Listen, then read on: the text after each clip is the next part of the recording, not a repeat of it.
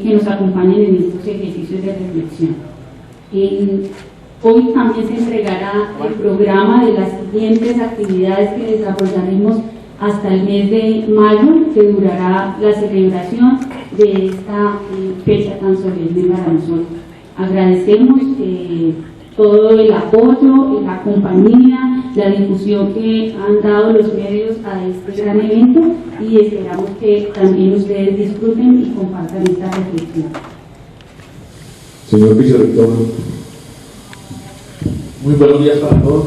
Agradecemos la presencia de los medios en este inicio de la celebración de los primeros 70 años de la Universidad del Tolima.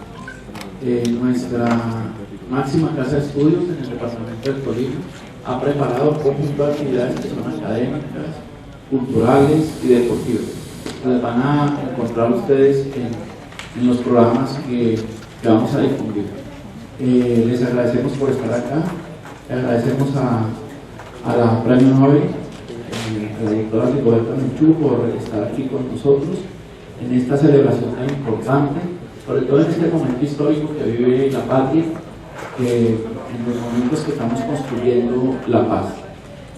Bienvenida, doctora Rigoberta, muchas gracias por engalanarnos con su presencia y con todo el discurso y con todas las acciones que usted ha implementado en favor de la paz. Muchas gracias.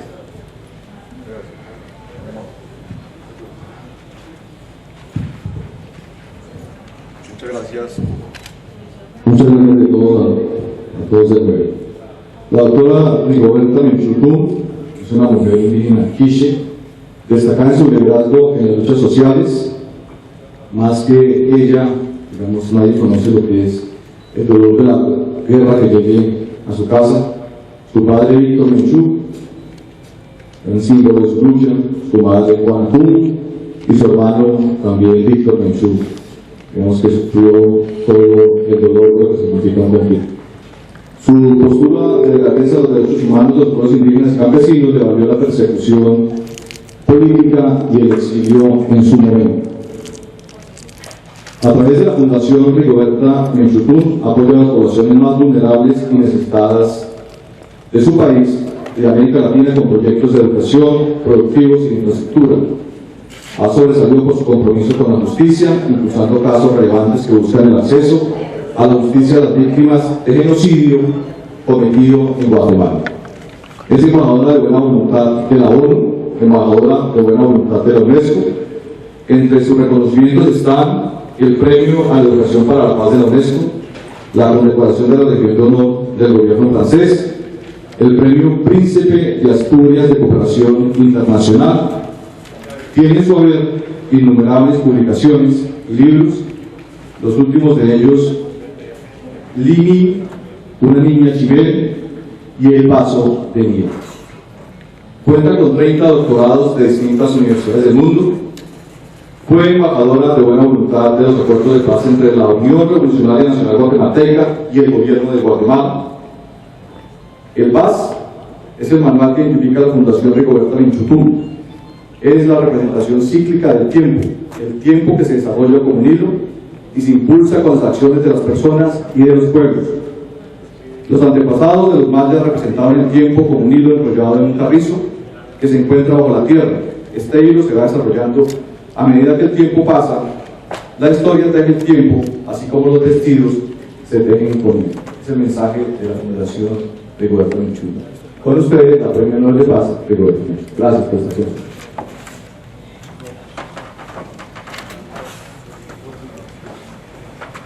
Señor gobernador,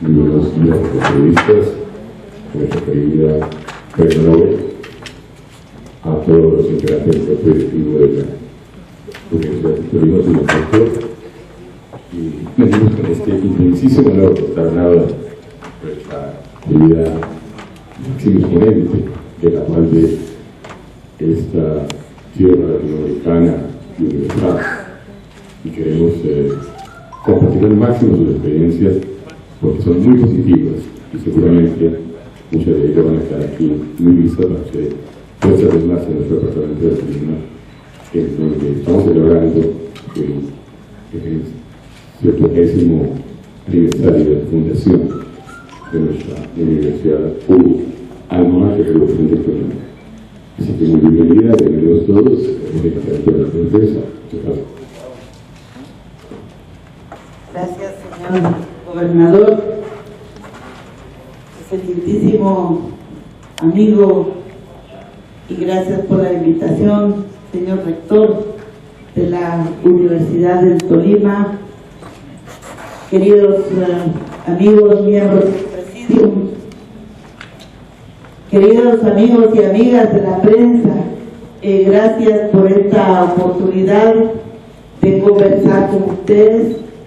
En primer lugar, rindo homenaje a Colombia, homenaje a Tolima, un homenaje a esta hermosa ciudad que nos tocó el día de hoy ver ser alumbrado por un sol tan especial, que es el sol que va llegando gradualmente a las personas de esta ciudad.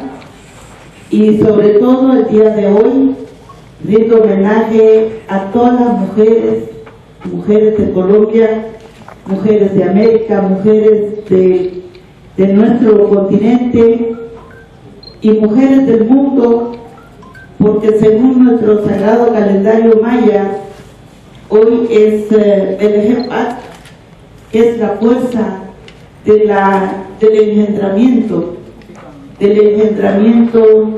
las vidas, de manera especial las vidas humanas, que pasamos por una transición extraordinaria desde nuestra concepción hasta recibir el primer oxígeno del planeta y hasta iniciar una nueva transición, el momento en que terminamos nuestro ciclo de vida. Y entonces, pues el día de hoy nos recuerda que somos evolutivos, nos recuerda que tenemos un engendramiento, un inicio, nos recuerda que dentro de nosotros mismos existe un tejido extraordinario, que son las venas, que son los vasos, que son la transmisión general de energías que somos. Entonces, por esta misma razón, pues en esto hay una fuerza extraordinaria de las mujeres. Hace 20 días se celebró el Huachaquepat para nosotros, que es la fuerza masculina, y el día de hoy, pues el enfoque extraordinario de nuestro sagrado calendario maya es sobre la fuerza femenina. Pero nada más hermoso que recordar que uno de los úteros más extraordinarios que nos da este ciclo de vida es la Madre Tierra. Entonces hoy también es un homenaje a nuestra Madre Tierra.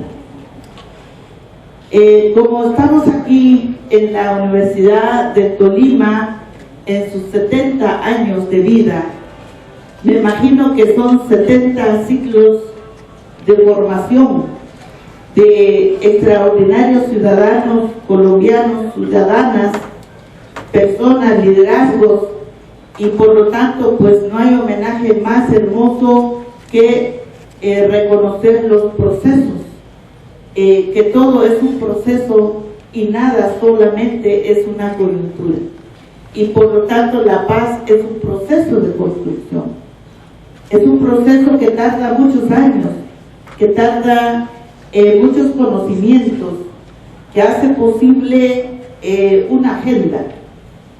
Por lo tanto, yo estoy aquí porque es compatible nuestras agendas. Agenda que incluye no solo la tranquilidad, la armonía, sino sobre todo nuestra obligación de construir una cultura, y esa cultura sea una cultura de paz. Yo recibí el premio Nobel hace 22 años en el momento que América Latina estaba dando unos pasos agigantados en visibilizar la diversidad y sobre todo visibilizar la contribución de los pueblos indígenas a la interculturalidad, la pluriculturalidad, la multiculturalidad y en suma la diversidad, la necesidad de construir una América reconociendo la diversidad. Incluso se acordarán ustedes que los jóvenes que protagonizábamos esa época, hoy pues muchos están en el escenario. Trabajábamos juntos con Gabriel Muyuy, con Evo Morales, con Nina Pacari, con Noelí Pocaterra y muchas otras mujeres y hombres de los pueblos originarios de este continente. Hicimos posible un gran movimiento continental. Eso visibilizó problemas y visibilizó alternativas. Y creo que las alternativas vienen precisamente a nutrir los acuerdos de paz. Y vino a dar oportunidad a unos acuerdos de paz que se convirtiera en una agenda sustantiva para algunos pueblos, de manera especial lo que concierne a América Central. Y en este caso, pues no estábamos a punto de escribir la paz firme y duradera en Guatemala, pero sí presionó esas acciones continentales hacia una agenda de paz. Entonces, lo que quiero decir es que la lucha por la paz no se debe ver solo porque está a punto de celebrarse unos acuerdos de paz, sino la lucha por la paz se debe verse como la agenda sustantiva que vaya implementando alternativas estructurales, porque esa es la que nos va a quedar más a largo plazo. Es decir, la lucha por la justicia pasa por reconstruir, digamos, la perspectiva de justicia y llegar a derrotar la impunidad.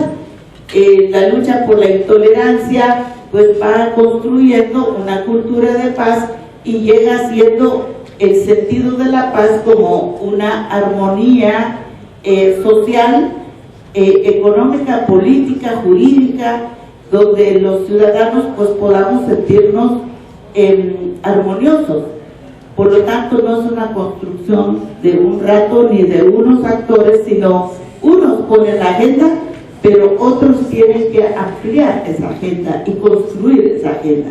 Por lo tanto, pues yo deseo mucho éxito al 70 aniversario de la Universidad de Tolima y no dudo el liderazgo académico que será verdaderamente invaluable para las próximas coyunturas que representa Colombia.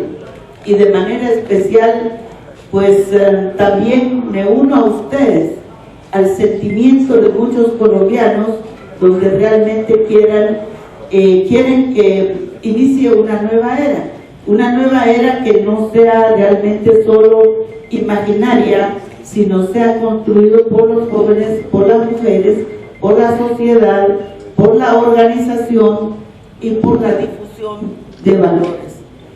Bueno, no tengo una receta de paz para ustedes, solo decirles que en Guatemala hemos tenido un éxito extraordinario, primero en la investigación.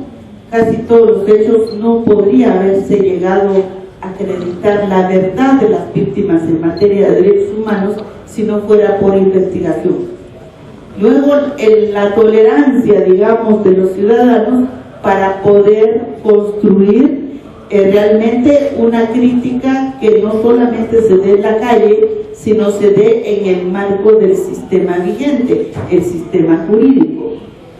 Y luego, pues, que creara nuevas juventudes hacia una mirada de convivencia pacífica en un lugar donde la guerra no sea el centro de nuestra discusión cotidiana, sino que el centro sea la transformación de nuestro país.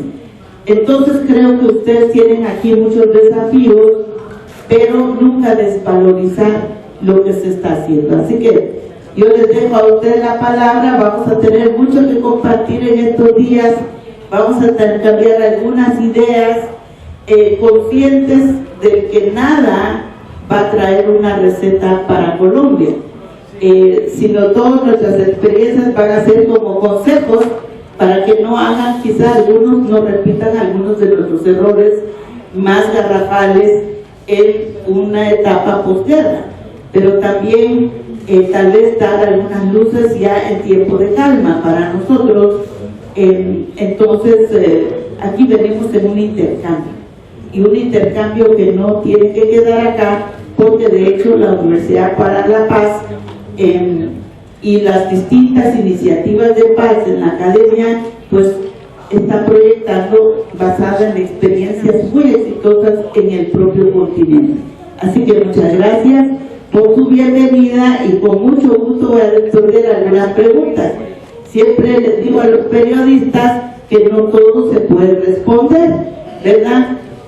A veces uno porque no tiene la respuesta, otro porque no quiere dar la respuesta y otro porque de verdad no está seguro que esa respuesta es positiva, ¿verdad? Entonces, pues me disculpen de antemano, responderé lo que está en mi posibilidad de responder. Doctora Rigoberta, gracias. Me voy a permitir leer, en coordinación con el señor asistente suyo, el doctor Carlos, las preguntas que nos han hecho los compañeros, omitiendo un poco los nombres por cuestión logística. Preguntan, ¿cuál es el ejemplo que Colombia debe tomar de Guatemala para conseguir la paz? ¿Y cuál es la responsabilidad de la sociedad en general para conseguir esa paz? Más que un ejemplo, yo creo que una advertencia, ¿no? Que la paz que se está discutiendo en La Habana no debe ser ajeno a ustedes, a los ciudadanos, pero tampoco debe ser esa paz solamente un asunto que se discute en una mesa de dos partes, o de tres, o de las partes en conflicto, porque en realidad no es solo un asunto de las partes en conflicto, sino es un asunto que tiene que ver con la nación. Por lo tanto, prepararse para una agenda de paz, pienso que es muy importante que estén atentos de los temas que se estaban incluyendo en la negociación, pero también construir su propia perspectiva, su propia agenda de paz. Y esa agenda debe ser vinculada a los problemas que aquejan la sociedad sin necesariamente porque haya vivido el conflicto armado. O sea, un poco la no criminalización de las áreas donde hay conflicto armado, porque se habla de una paz, bueno, esa es la paz de Tolima, esa es la paz de allá de Barranca Bermejo. No, es un asunto que debe ser proyectada a nivel nacional, pero con protagonistas diversas. Es decir, no dejar que los acuerdos de paz se queden solamente en unos protagonistas. Yo creo que otro de los temas es que se debe tratar que la agenda sea más a largo plazo. No solo decir, a ver qué dicen mañana, ¿verdad? A lo mejor van a sacar un acuerdo muy importante que sea realmente una agenda común a nivel nacional. O sea, qué lindo sería que nos dé agenda global para el país, pero la agenda global lo hace de nuevo las políticas públicas. Entonces yo creo que Colombia tiene muchos avances en materia legislativa, incluso los pueblos indígenas. Ustedes se acuerdan que los derechos de los pueblos indígenas en Colombia fueron mucho más reconocidos que en otros países, pero hay que ver si en Colombia está más respetado esos derechos que en otros países, ¿verdad? Entonces creo que hay muy importante ver lo que tenemos y no solo esperar que vengan unos acuerdos y que nos sacude, digamos, ¿verdad? La verdad, yo pienso que es importante, la verdad, llamar la atención sobre el no ocultamiento de los hechos, la no tergiversación de la verdad, no participar en en el sensacionalismo, porque el sensacionalismo también afecta a la agenda global. O sea que la paz no es una responsabilidad de la parte que está en la mesa, sino es una responsabilidad que les manejamos una influencia a nivel global en la sociedad. Doctora Rigoberta, le preguntan sobre que la reconciliación ha sido un elemento clave para lograr procesos de paz en otras latitudes. ¿Cómo es posible una reconciliación nacional en un país tan polarizado y dividido frente a la paz como el nuestro? El tema de reconciliación tiene muchos matices. Yo estoy de acuerdo en los grupos que alguna vez fueron compadres, como digo yo, y fueron amigos, y tomaron por la controversia y se pelearon, pues se vuelvan a reconciliar. Porque reconciliar quiere decir que estábamos juntos, nos peleamos y nos volvemos a encontrar y nos autoperdonamos, digamos. Pero hay otra parte que no solo es eso, sino donde ocurrieron víctimas que no eran parte del conflicto, ¿verdad? Lo que salpicó un conflicto. Entonces, esa ya no es parte de reconciliar, porque ¿con quién se van a reconciliar si no eran parte del conflicto? Entonces, como que conceptualizar todo es un error. Por lo tanto, hay que ir detrás de casos paradigmáticos. Y yo creo que aquí la universidad y las universidades y los entes investigadores tienen un rol muy importante. Y es agarrar casos que sean paradigmáticos. Por ejemplo, con nosotros quedó muy claro que los temas de derechos humanos no son amnistiables, ¿verdad? ¿Por qué? Porque si yo amnistío grandes violaciones de derechos humanos, terminaría entonces rompiendo las normas internacionales, las normas nacionales en materia de derechos humanos, e iría contra el sistema global de derechos humanos. Entonces, lo que sí es amnistiable son los delitos que se cometieron en el conflicto, pues algún militar dejó tirada la mochila, se le desplegó el arma, o el combate en sí. O sea, el propio combate donde el que estaba al otro lado era armado y este lado era armado. Entonces se produjo un combate entre esos actos violentos, pues hay una frontera y que murieron gentes detrás de un arma. Eso es diferente que una política de violación de derechos humanos.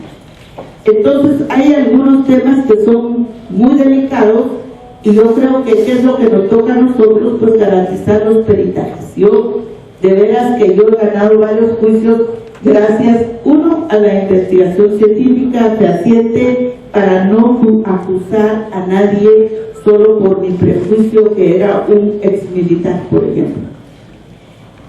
Por otro lado, pues la participación de la sociedad civil, porque creo que ellos tienen una verdad y tienen una versión a su experiencia.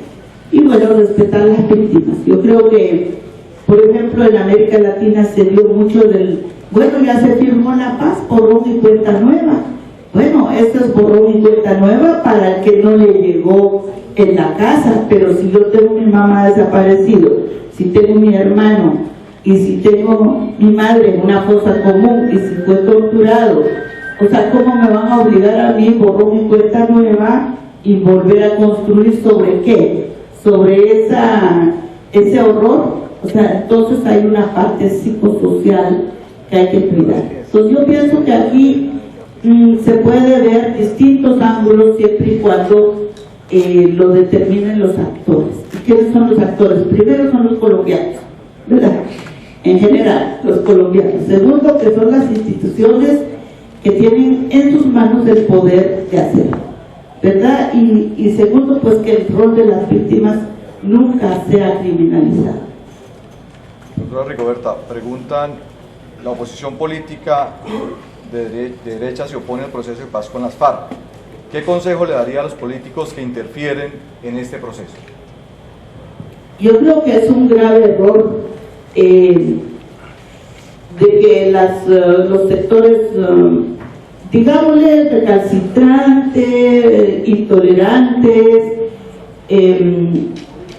incluso fascistas, porque en América Latina hay todavía conceptos fascistas, de decir, es que merecía esa comunidad morir, ¿verdad? Porque estaba dando de comer a la guerrilla. Eso se dio en Guatemala, ¿no? O sea, eso de decir, qué bueno que los quemaron, porque si no los hubieran quemado, pues no hubieran aprendido la lección. O sea, ese tipo de argumentos realmente, por un lado, es el que más causa efecto en la desvalorización de la vida. O sea, decir, yo te doy permiso, un cheque en blanco para que mates. Y eso es repudiable, y eso es condenable, y eso no se debe permitir, ¿verdad? Y luego, ¿por qué? Porque va atentando contra todos. Luego el otro es que pienso que ellos no están en un corral inmune. La violencia les va a salpicar hoy o mañana. Entonces, si nuestro mundo es nuestro mundo de paz, tenemos que construirla juntos. Yo creo que aquí no cabe razonar sobre la violencia. Cabe repudiar la violencia donde quiera que ocurra y quien quiera que lo difunda, digamos. Pero esto se va haciendo en un proceso. O sea, yo les digo a ustedes, hay algunos de estos pensamientos que solo son reciclados por el tiempo. Solo se envejecen nada más sus actores, y el día en que fallezcan, entonces las nuevas generaciones tomarán su decisión. O sea, hay otros legados del conflicto que no la vamos a cambiar solamente por una generosidad, ¿verdad? Entonces, es pesimista lo que digo, pero así somos los humanos. Hay mentes que ya no van a cambiar. ¿Por qué? Porque de alguna manera les benefició la guerra, y la guerra tiene beneficios muy claros. Entonces, por lo tanto, no debemos de sorprender y no debe causar desmotivación a nuestra lucha por la concientización a que la violencia no nos trae ninguna paz, solamente nos trae más violencia. Señora Premio Nobel de Paz pregunta: el perdón es el principal problema en el proceso de paz colombiano. ¿Cómo pueden los colombianos alcanzar el perdón y el sano olvido desde su experiencia? Bueno, yo pediría a los grandes personajes del país, de Colombia, que no cometan los errores que cometió Juan Pablo II, que cometió los grandes personajes en el caso de Centroamérica, digamos. El Papa llegó y dice, pido perdón a todas las víctimas, ¿verdad? Y toda la gente quedó diciendo, bueno, ¿y en qué pidió perdón el Papa, verdad? Porque si él no lo vimos aquí torturar a mi madre, no lo vimos aquí secuestrar a uno de nosotros, ¿verdad? Pero también otros ciudadanos nuestros dijeron, yo vengo en nombre de las víctimas para pedir perdón. Y entonces se vulgarizó el perdón, ¿verdad? Se estigmatizó el perdón. Se faltó seriedad al perdón. Entonces se volvió una situación muy triste, porque hasta la fecha el llamado perdón está cerca a lo que llaman la venganza. Si la gente dice, no, yo quiero justicia aquí, no, eso es venganza, porque ya se pidió perdón. Y mucho menos que algunos de los actores, sobre todo los victimarios, llegan en un campo de fútbol y dice, ahora ya soy presidente y pido perdón a todas las víctimas, y entonces usa un campo de fútbol para hablar de perdón. O sea, señores, el perdón lo hago yo, ¿verdad? Primero con mis difuntos, pedirles perdón.